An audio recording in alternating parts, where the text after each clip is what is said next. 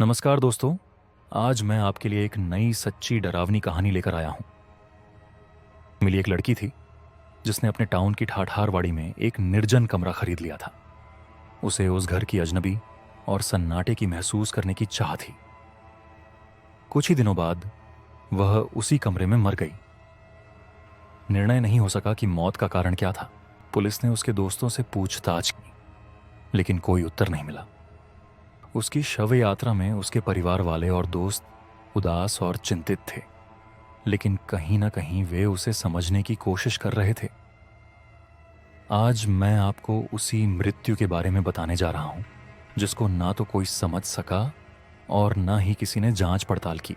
लड़की का नाम था रिया, जो अब एक आत्मा हो गई थी। वह अब उसी कमरे में रहती थी जहां वह मर गई थी। उसकी आत्मा को उसी कमरे में बंधक बनाया गया था जहां उसने अपनी आखिरी सांस ली थी। रिया की मौत के कुछ ही दिन बाद उसके कमरे के अस्पष्ट चित्र और उसके दोस्तों और परिवार के सामने आई।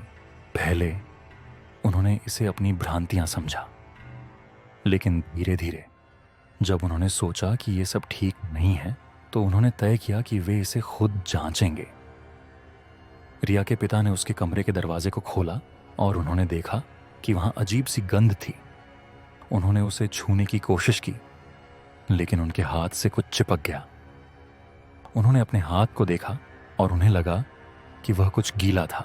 उन्होंने उसे अपने मुंह के पास ले जाया और उन्हें लगा कि वह खून था। उन्होंने तुरंत अपने हाथ को धो दिया, लेकिन उन्हें अब भी वही अजीब गंध महसूस हो रही थी। अगले दिन पुलिस ने खोजी जांच की और उन्होंने पाया कि रिया के हत्यारे का खून उसी कमरे में था। यह बात उन्हें और अधिक चौंकाने लगी। वे इसे एक सामान्य मामला समझ रहे थे, लेकिन अब यह एक रहस्यमयी हत्या के रूप में उभर रहा था। पुलिस ने तार्किक और वैज्ञानिक तरीकों से इसे समझने की कोशिश की, लेकिन उन्हें कुछ भी समझ में नहीं आया। उन्होंने रिया के दोस्तों से पूछताछ की, लेकिन उन्होंने भी यही कहा कि वे भी इसे समझ नहीं सके।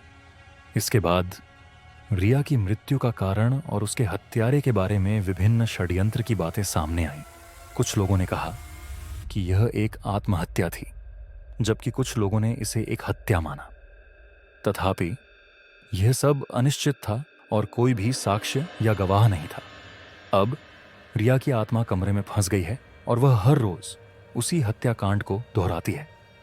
जिस दिन उसकी मृत्यु हुई थी, उसी दिन की रात को उसे उसी कमरे में देखा जा सकता है। वह उस दरवाजे के सामने खड़ी होती है जिसे उसने आखिरी बार खोला था, और वही दरवाजा उसे बार बार दिखाई देता है। वह अब भी उसी कमरे में है और अब तक उसकी मृत्यु का कारण नहीं पता चला। तो दोस्तों, ये थी वो सच्ची डरावनी कहानी जिसे मैं आपके साथ शेयर करना चाहता था।